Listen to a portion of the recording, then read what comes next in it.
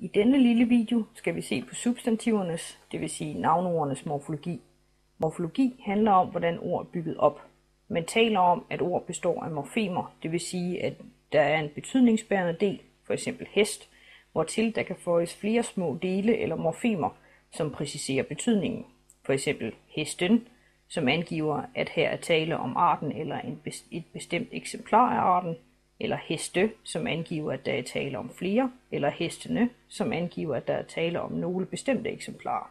På latin har et substantiv et bestemt køn, enten maskulinum, femininum eller neutrum, og desuden en bestemt bøjning.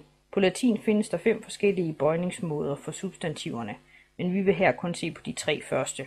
Hvert substantivs køn og bøjning får du oplyst i din gloseliste, hvor der ved hvert substantiv står enten M, F eller N, som står for maskulinum, femininum eller neutrum, sammen med et tal, som angiver, hvilken bøjning substantivet går efter. Nu skal vi se på de enkelte bøjninger. Første bøjning er som regel femininum og er en vokalstamme, det vil sige, at ord i denne bøjning ender på en vokal, hvortil der føjes en kasusendelse. Hvis du vil vide mere om brugen af de enkelte kasus, kan du se de andre videoer i denne serie. Et eksempel på første bøjning er femina, som betyder kvinde, og som er en A-stamme.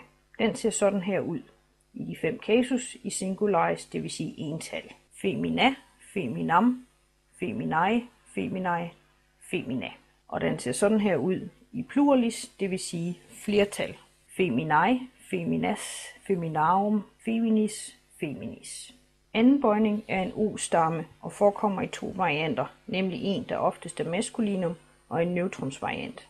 Den eneste forskel i singularis på disse 2 findes i nominativ. Til venstre ser du maskulinum dominus, og til højre neutrum templum. I maskulinum singularis nominativ ender anden bøjning på us, og i neutrum singularis nominativ ender den på ellers er de ens i singularis. Altså dominus, dominum, domini, domino, domino, og i neutrum templum, templum, templi, templo, templo. I pluralis finder vi igen en svag afvigelse i disse 2 bøjninger. Maskulinum hedder domini, dominos i nominativ og akkusativ, hvorimod neutrumsformen har templa, templa og altså er ens i både nominativ og akkusativ. Ellers er disse 2 ens i resten af bøjningerne i genitiv og dativ og ablativ. Første og anden bøjning er således forholdsvis ukomplicerede, mens tredje bøjning, som vi skal se på nu, kan være lidt mere tricky. En del af besværlighederne opstår, fordi tredje bøjning er en konsonantstamme og kan ende på flere forskellige konsonanter. Der er altså mange varianter i denne bøjning. Vi skal her se på 2 eksempler, nemlig rex, som betyder konge, og som er en G-stamme, og rector, som betyder leder, og som er en R-stamme. Ser vi på rex først, så hedder den rex, regem, regis, og her er det tydeligt, at ordet forandrer sig, og det kan være svært at se, at rex og f.eks. regis er det samme ord. Grunden til, at det ser sådan ud, er følgende. G-stammer, som rex tilhører, danner nominativ ved at sætte et s på. Det vil altså sige, at rex egentlig burde hedde rex, altså R-I-G-S, i nominativ singularis. Men på grund af lydlovene er det smeltet sammen til rex med et x. Og når man bøjer rex i de andre kasus, kommer der derimod en vokal umiddelbart efter g'et, som findes i stammen, som for eksempel i akkusativ, hvor endelsen hedder em. Her bliver det synligt, at rex egentlig har et g i sin stamme. Rex ser således sådan her ud.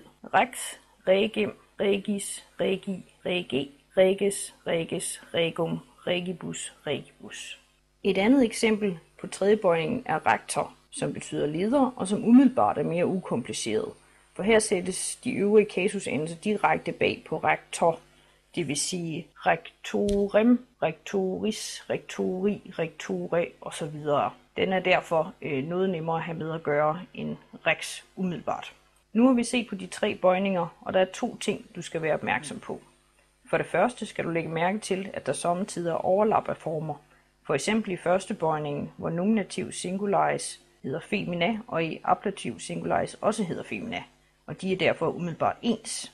Det kan altså ud fra ordets form alene være svært at afgøre, hvilken kasus det står i, og man må derfor se på, hvad der giver mening i konteksten.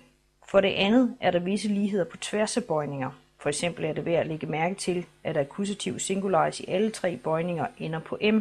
Det gør det lettere at huske og genkende. Du kan nu lære mere om brugen af de enkelte kasus i de øvrige videoer.